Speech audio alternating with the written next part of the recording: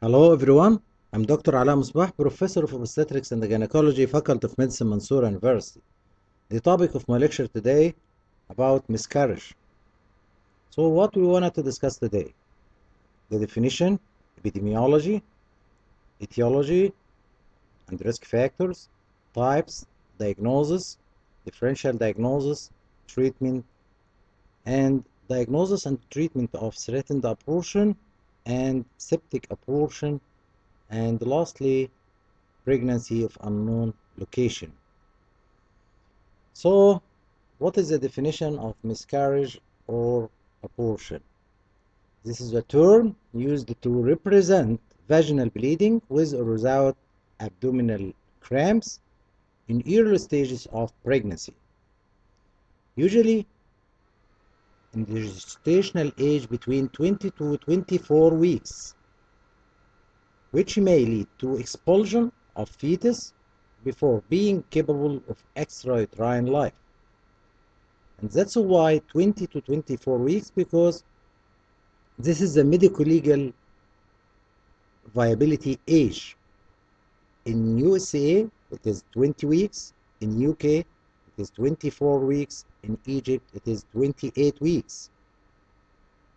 So, any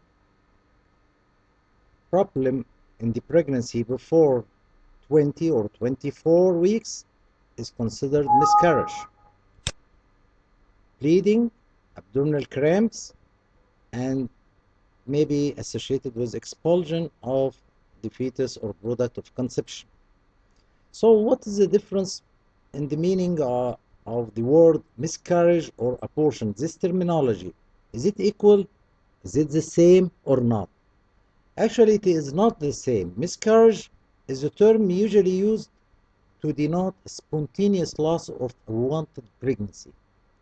On the other hand, abortion is a term usually used to denote medically or surgically augmented voluntary termination of pregnancy. However, in some countries and some obstetricians use both terms interchangeable. So they consider them the same, but there is a difference between miscarriage and abortion. As I mentioned before, abortion, it is induced one. It is either medically or surgically augmented voluntary termination of pregnancy. This is the common use of this terminology. While the miscarriage is a spontaneous loss of unwanted pregnancy. Also, miscarriage may be early or late according to gestational age. Within the first 12 weeks of pregnancy, it's called early miscarriage. From 13 to 20 weeks of pregnancy, it is called late miscarriage. So what about recurrent pregnancy loss or recurrent miscarriage? There is difference between United States and United Kingdom as regards the definition. In United States, they consider 2 or more consecutive failed clinical pregnancy documented by ultrasound or histopathology. While in United Kingdom, the definition is as having 3 or more consecutive early pregnancy loss. What about the epidemiology of miscarriage? As many as 26% of all pregnancies end in miscarriage, and up to 10% of clinically recognized pregnancies. So it is large prevalence and the incidence as regard the occurrence of miscarriage. Approximately 80% of early pregnancy loss occur in the first trimester. Also, you should know that first trimester vaginal bleeding is common, with reported prevalence ranging between 7 to 24%. And bleeding in early pregnancy increases the risk of miscarriage. The risk of miscarriage in a future pregnancy is approximately 20% after one miscarriage, increased to 28% after two consecutive miscarriages, increased to 43% after three or more consecutive miscarriages. What about the maternal age? Is it affecting the occurrence of miscarriage or not? Is it a risk factor or not? Really, it is important predictor of the risk of miscarriage. As regard the age between 20 to 24 years, the risk of miscarriage is 8.9%. And this risk increase largely to reach 74% in a woman aged 45 years or more. The risk of early pregnancy loss decrease with increasing gestational age and is relatively low after 15 weeks gestation in genetically normal fetus. So you should counsel your patient about this if she has a previous history of miscarriage and she is worried about this. When she reaches 15 weeks gestational age, this is a good sign that this pregnancy will continue properly, mostly. Okay, so this is as regard the epidemiology. What about the risk factors?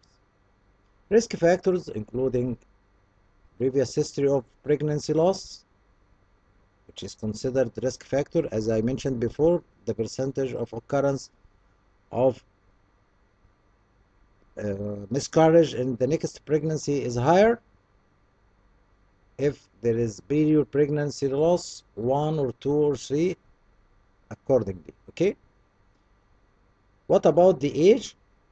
Also, the age is considered risk factor. With age more than 35 years, the most significant risk factor because of strong association with fetal chromosomal abnormalities. What about the medical condition in the woman? Medical condition of the woman, of course, affect pregnancy. Endocrinopathy like diabetes, like thyroid dysfunction, obesity, cardiovascular disease, metabolic disorder, infections, whatever protozoal, bacterial, viral infections, inherited thrombophilia, all these considered risk factors. Pregnancy with intrauterine device in place, medications and substance use, environmental factors like exposure to toxins, pollutants, preconception, paternal medical condition like old age, husband, drug addiction, metabolic diseases. What about the etiology of miscarriage? Chromosomal abnormalities is the commonest etiology, especially in the early pregnancy miscarriage. 70% of pregnancy loss due to chromosomal abnormalities. Maternal anatomic anomalies like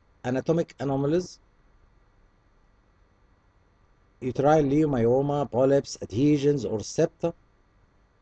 Trauma could be a cause. Significant trauma can cause pregnancy loss.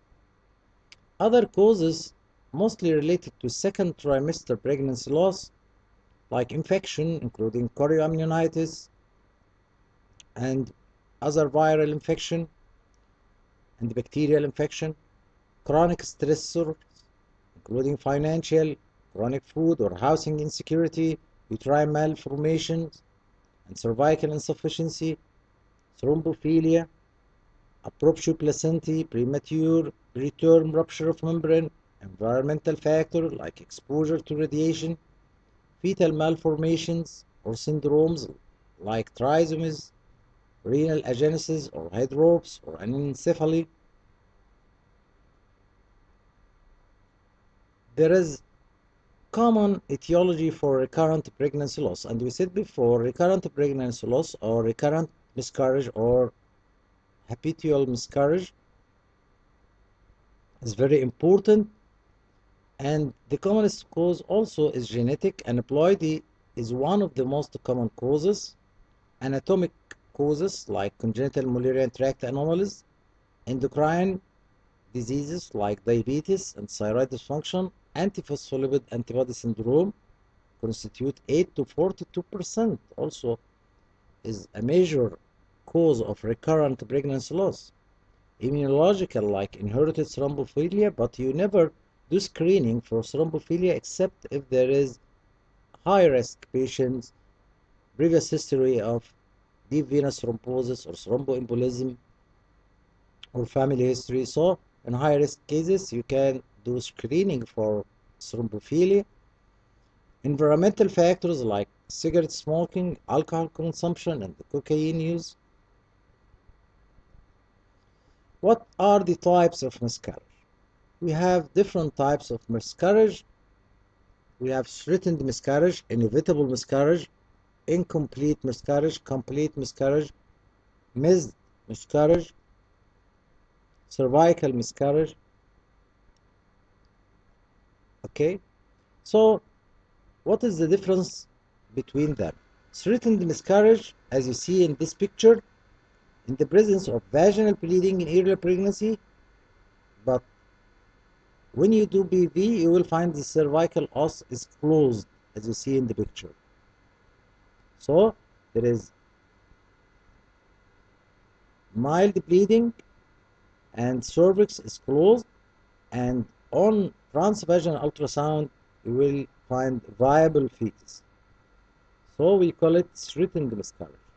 Okay. What about inevitable miscarriage? As you see in the picture, there is more bleeding, cervical os is open. On transvaginal ultrasound, the baby mostly not viable, or even if the baby is viable, will be terminated because the cervix is open and there is severe bleeding. Okay. Complete miscarriage. From the name, you understand that the product of conception completely expelled outside the uterine cavity, as you see in this picture. This is a product of conception completely removed from the uterus, or expulsion happen. Okay, this is called the complete miscarriage. The uterus regain its size and the cervix becomes closed. What about missed miscarriage? As you see in this picture, there is vaginal bleeding, perhaps some passage of tissue or product of conception on pelvic examination, cervix was closed, as you see here. So the product of conception inside the uterus, cervix closed, and there is vaginal bleeding or brownish discharge. On ultrasound, you will find retained product of conception and the non-viable fetus. Okay. Sometimes there is no symptoms at all, missed abortion and discovered accidentally during ultrasound examination. Incomplete miscarriage, there is vaginal bleeding and the passage of parts of product of conception through the cervix. On transvaginal ultrasound, there would be some remaining products of conception inside the uterus. As you see in this picture, there is a remnant inside the uterus, cervix is open, part of the product of conception expelled outside. What about cervical miscarriage? There is vaginal bleeding and passage of product of conception to the dilated cervical canal. And this product of conception, as you see in the picture, trapped inside the cervical canal. Why? Because the external os is closed. So the product of conception descends from the uterine cavity to the dilated cervical canal, making it barrel shaped, and trapped inside due to closure of external os.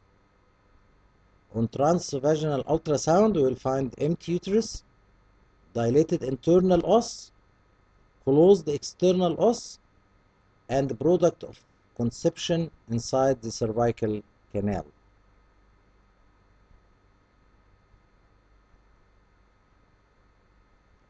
What about diagnosis of miscarriage? Mostly the patient present with missed period or abnormal menstrual cycle, then early pregnancy symptoms, then positive pregnancy test.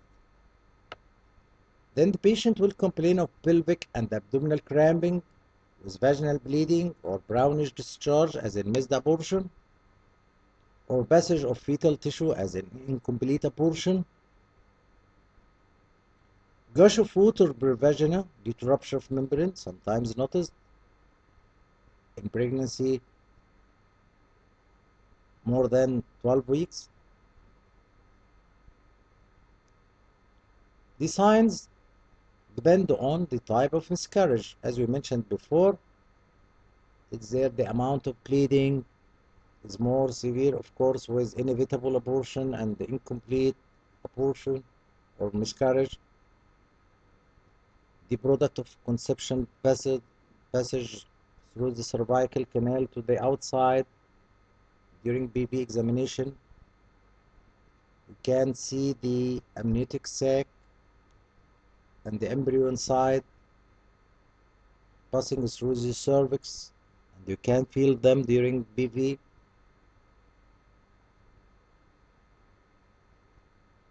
Or in cases with missed abortion, the cervix is closed and there is only brownish discharge and the uterus is enlarged and soft.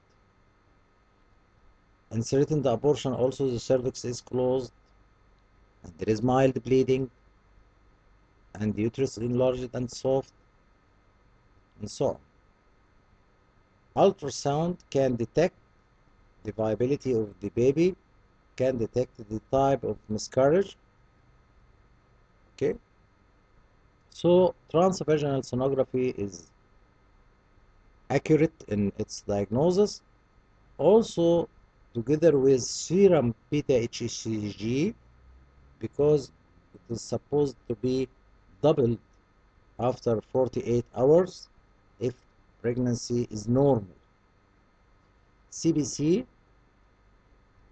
is important as investigation, blood group and RH factor, especially RH factor to detect RH negative patients, because RH negative patient is important, and if the husband is RH positive, she will need to take RH immunoglobulin.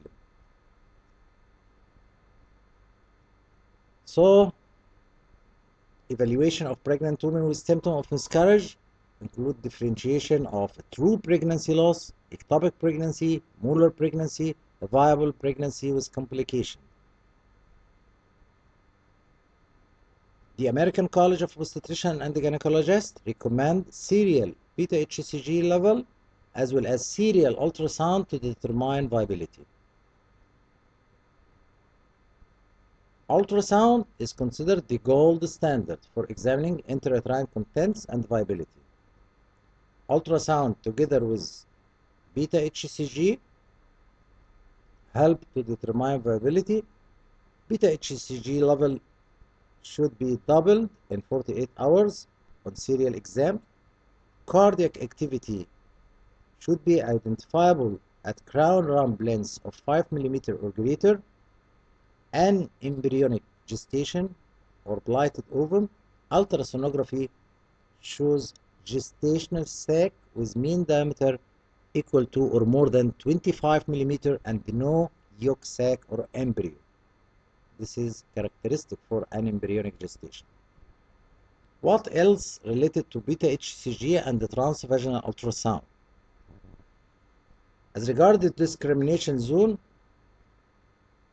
when the level of beta-hCG between 1,500 to 3,000 units per liter, transvaginal ultrasound is identifying intrauterine gestational sac for more than 90% of cases. Okay, so there is range between 1,500 and 3,000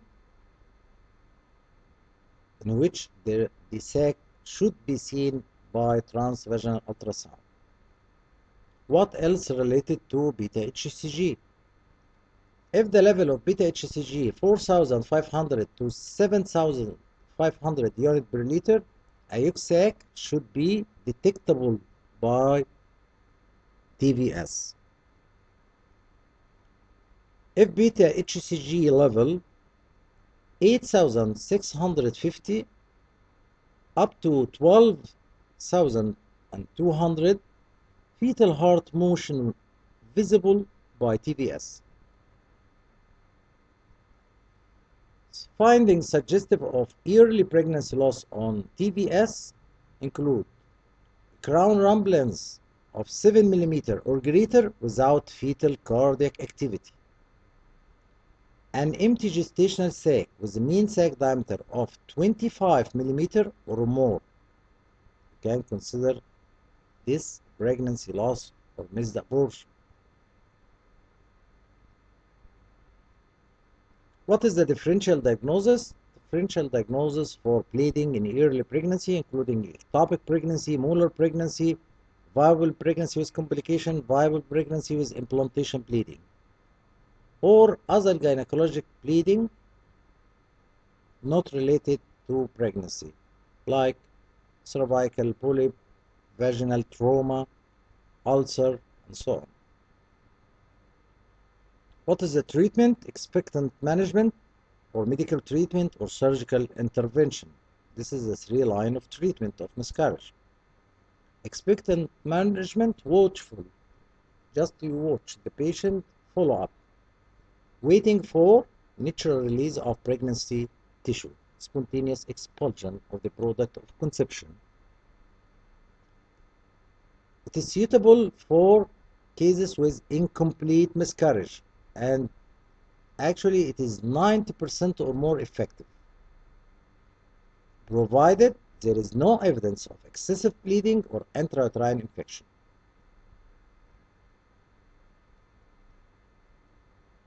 On the other side, watchful waiting is less effective in patients with an embryonic gestation, which is a blighted ovum, or embryonic demise. So, expectant management is only allowed in cases with incomplete abortion and not incomplete miscarriage and not complicated by excessive bleeding or infection. What about medical treatment?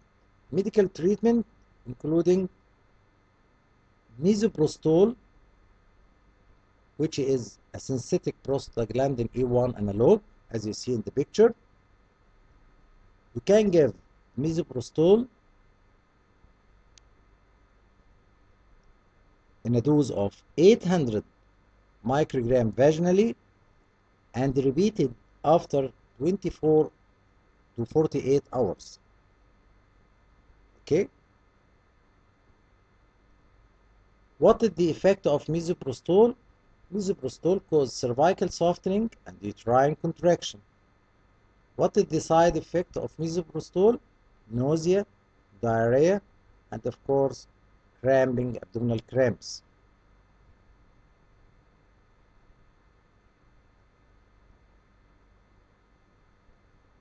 The second drug is mifepristone, which act as a competitive progesterone and glucocorticoid receptor antagonist, as in this picture, in a dose of 200 milligram is given, but most obstetricians prefer to give mifepristone with misoprostol because the best result really with this combination. What is the regimen on this combination? we give mifeprostone 200 milligram oral. After 24 hours, you will give the misoprostol in a dose of 800 microgram vaginally. What is the results? Really, success rate at 2 days with this regimen are 84%. While if you use misoprostol alone, the success rate is 67%. The third line of treatment is surgical evacuation. As you see in the picture, suction evacuation or suction aspiration, vacuum suction aspiration after cervical preparation.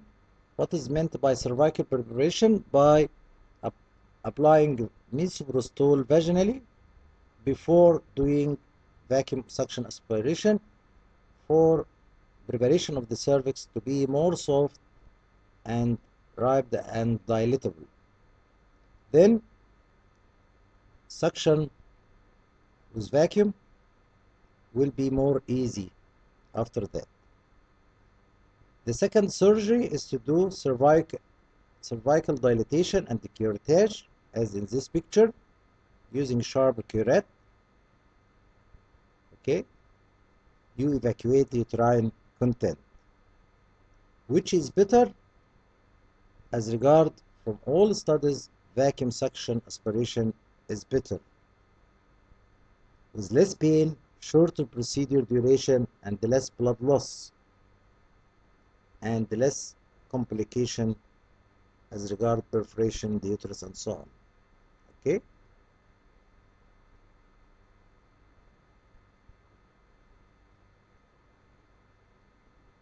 Surgical evacuation is preferred in women who present with hemorrhage, hemodynamic instability, or signs of infection, because this condition require urgent treatment.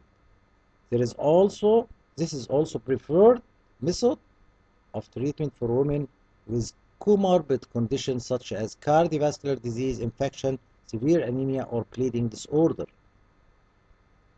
Success rate for surgical evacuation is 99%. We should give prophylactic antibiotic before miscarriage surgery, especially in low-income and middle-income country setting, to avoid post-operative complication by infection.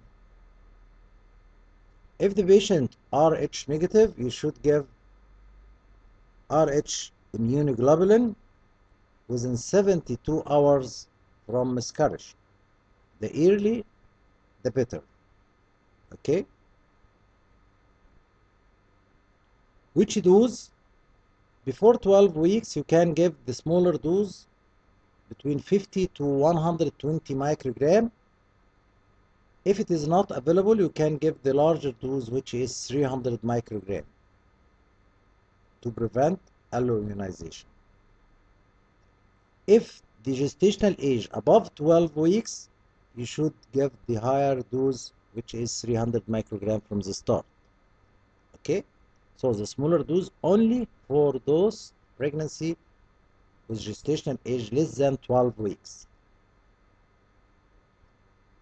The risk of RHD alloimmunization is estimated to be 1.5 to 2% in susceptible women after spontaneous miscarriage, and 4 to 5% after dilatation and curettage. So don't miss to give the patient, the Rh negative patient, the Rh immunoglobulin. Okay, because there is still a risk of alloimmunization, as you see, reaching 2% for spontaneous miscarriage and 4 to 5% after the NC. What about the choice of treatment? We have expectant management, we have medical treatment, we have surgical treatment. Which is better? Actually, we choose the best for each patient according to different factors. Okay? If the patient has incomplete abortion and has no complication like bleeding or infection, expectant management can be successful in 90% of cases. So just watch and follow up for this patient. Complete expulsion will occur. But in other hand, on the other side, in a woman with a missed miscarriage chooses to have a surgery, then suction aspiration with cervical preparation with misoprostol is the best choice. But if she chooses medical management, the combination therapy of mifepristone 200 milligram oral and misoprostol 800 microgram vaginal after 24 hours can be repeated another dose after 24 to 48 hours is the best combination of medical management.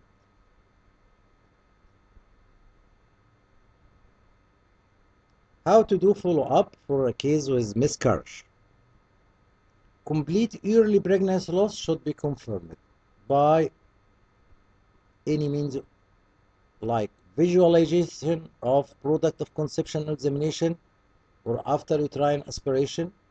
You are sure that the all products of conception is out, or you do ultrasound to be sure that the uterus is empty and no remnant inside the uterus, or to do B-hCG level in the blood.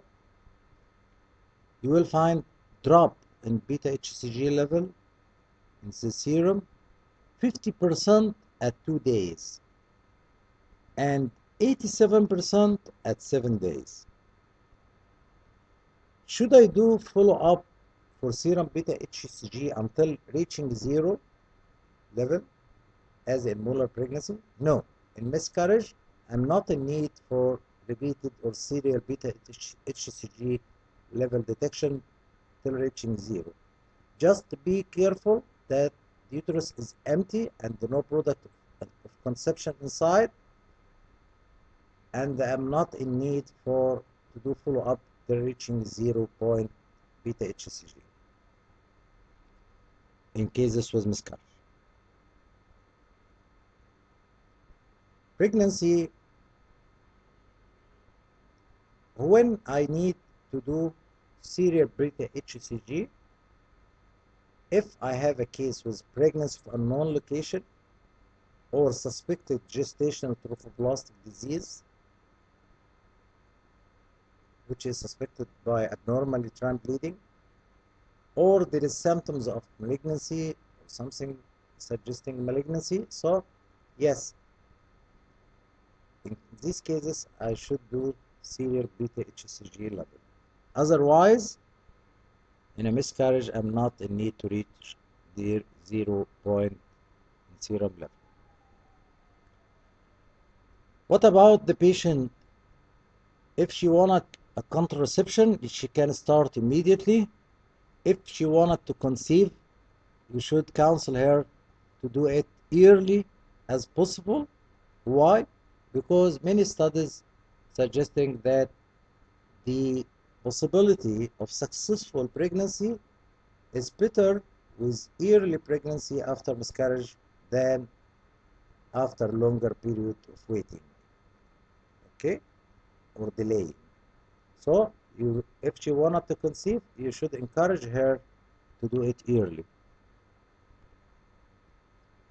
What about threatened miscarriage? It is defined as a vaginal bleeding before 20 weeks gestational age in the setting of a positive urine or blood pregnancy test with closed cervical os, without passage of product of conception and without evidence of a fetal embryonic demise. The diagnosis of threatened abortion should be made in patient with bleeding and an ultrasound confirmation of a viable intrauterine pregnancy.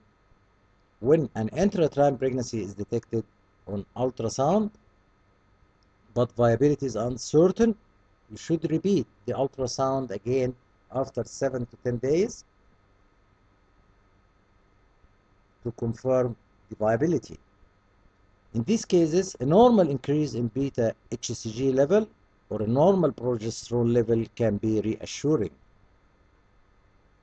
What is the prognosis of threatened abortion or threatened miscarriage? The rate of early pregnancy loss is approximately 11% after a live fetus has been detected on ultrasonography. The risk of early pregnancy loss is increased when subchorionic hemorrhage and bleeding are present. Please look to this picture. This is the gestational sac, this is the yolk sac, this is the embryo, and here is the subchorionic hemorrhage as you see it. The more increased the size of the subchorionic hemorrhage, the bad the prognosis. What is the treatment? Can I give the patient progesterone or not? Yes. Progesterone hormone, the micronized natural one, can be given vaginally in a dose of 400 milligrams twice daily. For abdominal cramps, you can give analgesic drugs like acetaminophen, but you should avoid to use non-steroidal anti-inflammatory drugs for its risks. Folic acid supplementation should be continued. Give the patient Rh immunoglobulin if she is Rh negative. As I mentioned before, if the gestation age less than 12 weeks, give the smaller dose 50 to 120 microgram. If the patient above 12 weeks, you should give the larger dose, which is 300 microgram intramuscular. Okay, what about rest? Some providers prefer to advise patients with threatened abortion to avoid strenuous activities and to maintain pelvic rest, at least until the cessation of vaginal bleeding. However, bed rest have not been found to be effective in prevention of threatened abortion, progressing to spontaneous abortion, and they have been shown to increase the risk of other complications like deep venous thrombosis and pulmonary embolism. So, if you encourage the patient for complete bed rest, you expose her to risk of DVT and pulmonary embolism. And she is not getting any benefit as regard prevention of threatened abortion from being progressing to spontaneous abortion. Okay, so it is just avoid the strenuous activity, avoid severe effort, and maintain pelvic rest is quite enough. But complete bed rest is not advised in many randomized clinical trials. What about septic abortion? This is an infection superimposed on any type of abortion or miscarriage, most commonly incomplete abortion. As the remnant inside the uterus form an excellent culture media for organisms. And you should know that septic abortion usually results from induced abortion done by untrained practitioners using non-sterile techniques. They are much more common where induced abortion is illegal. What about the common organisms? Streptococci, the anaerobic hemolytic and the non-hemolytic, Staphylococci, E. coli, Clostridium walshi, and the tetani. What is the mode of infection? May be exogenous, endogenous, or autogenous. Exogenous from the attendants, from instruments, from physicians. Endogenous, ascending infection from the genital tract, as in anaerobic streptococci. Autogenous from any septic focus in the body and reach the uterus through the bloodstream. What is the clinical picture of septic abortion? History of recent abortion, especially ask about the if done by untrained personnel and non-sterile instrument or not, and so on, so on, so. What is the environment, and is it induced abortion or not?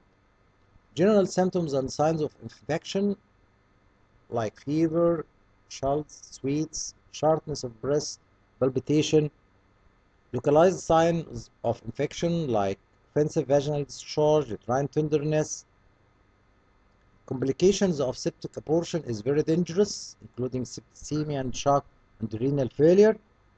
The investigation needed, of course, ultrasound, CBC, there is leukocytosis, INR, and do prothrombin time and the bleeding and the clotting time, because there is risk of coagulation disorder with these cases and risk of DIC.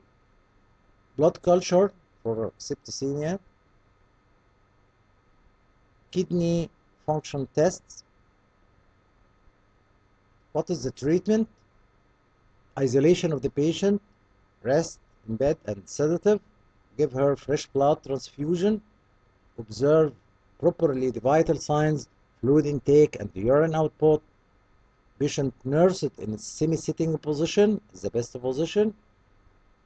Broad spectrum antibiotic initially against aerobic and anaerobic organisms, then according to blood culture and sensitivity test, you may need to give the patient cortisone injection, which is life-saving in cases with septicemia and shock.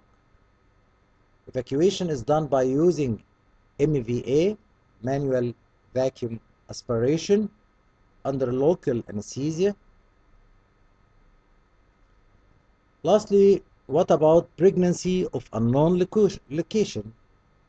Pregnancy of unknown location describes scenario. What is this scenario? There is a positive pregnancy test, but I cannot detect intrauterine pregnancy or extrauterine pregnancy. I mean ectopic pregnancy. Okay? By ultrasound. So I have a positive pregnancy test, but I cannot see by ultrasound either intrauterine pregnancy or extrauterine pregnancy. What I'm going to do? Close monitoring of the symptoms and serial quantitative beta-hCG testing and the ultrasonography, and use the discriminatory zone as we mentioned before, usually at the level of 1,500 international unit per liter up to 3,000.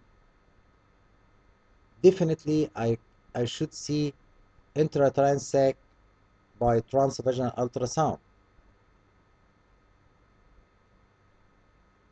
Diagnosis is challenging.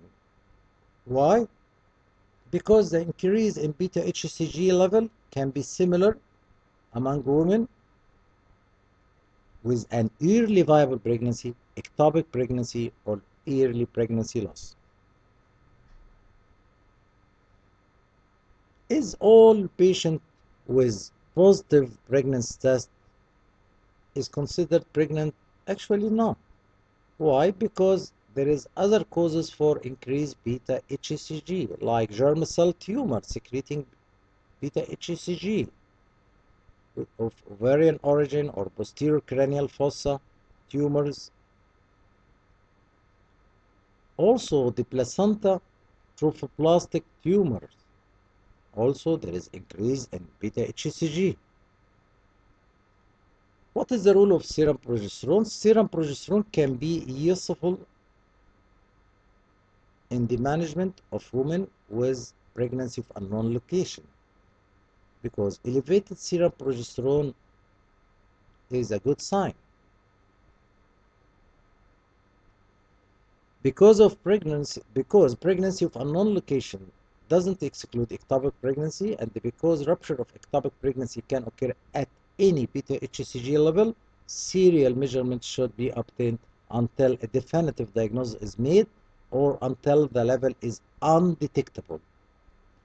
Patient should be counseled about warning signs of ectopic pregnancy, like shoulder pain, pelvic pain, dizziness, and so on. Asymptomatic pregnancy of unknown location should be managed conservatively, as none of the methods to predict the clinical outcome of pregnancy of unknown location is 100% accurate. It is advisable to follow up, as we mentioned before, with hCG and transvaginal ultrasound assessment until the pregnancy is located accurately or interventions becomes necessary. Identified ectopic pregnancy should be managed according to the local guidelines. Women with suspected complete miscarriage should also be managed, as so they have a pregnancy from unknown location. What about medical management?